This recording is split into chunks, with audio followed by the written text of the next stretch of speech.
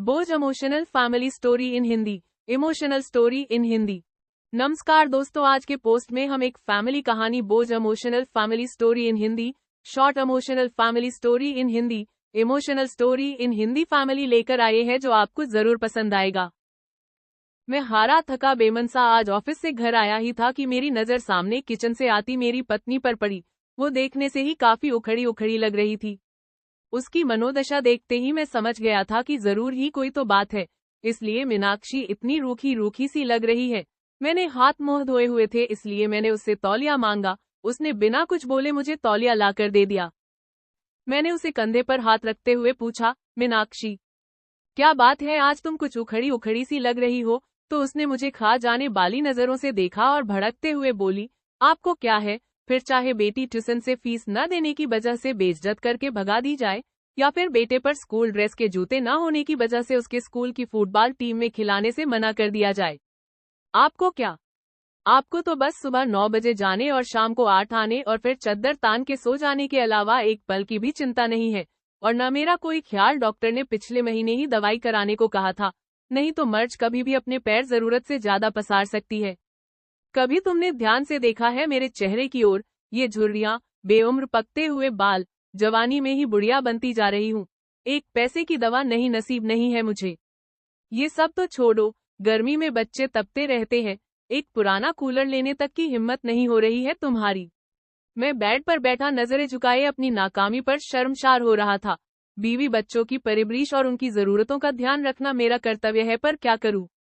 ये मेरा दुर्भाग्य ही तो है। कहने को तो देश तरक्की कर रहा है, लोग खुश हैं, पर मैं कैसे कह पाऊं कि मैं बढ़ती महंगाई और बेरोजगारी की वजह से दिन ब दिन जरूरतों के बोझ तले दबता जा रहा हूं। बिजली के बिल से लेकर घर के राशन पानी तक की कीमतें आसमान छू चुकी है, और पगार बढ़ाने के नाम पर दफ्तर में धमकी दी जाती है। नौकरियां कभी भी जा सकती है, काम नहीं है ऑफिस में, इसलिए वही पुरानी पगार पर काम करना मजबूरी बन चुकी है।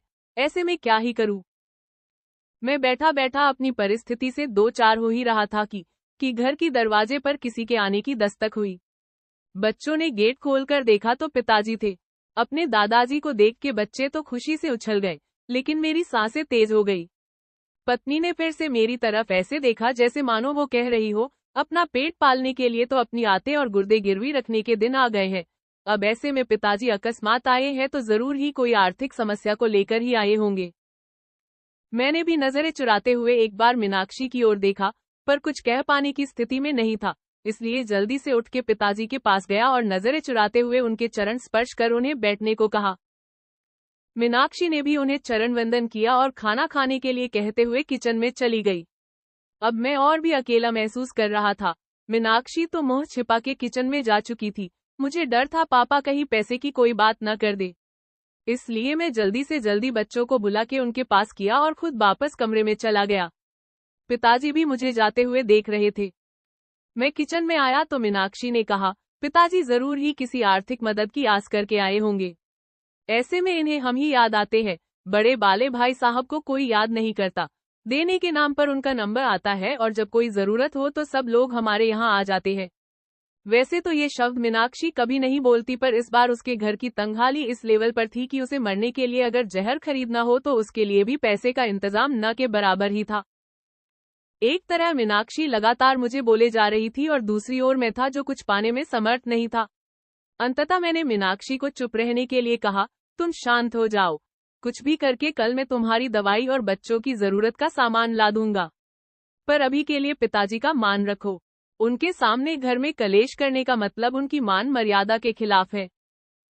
मीनाक्षी समझदार थी, पर उस पर आर्थिक तंगी का बुखार चढ़ा हुआ था, इसलिए वो बेकाबू थी। कहाँ से लाओगे?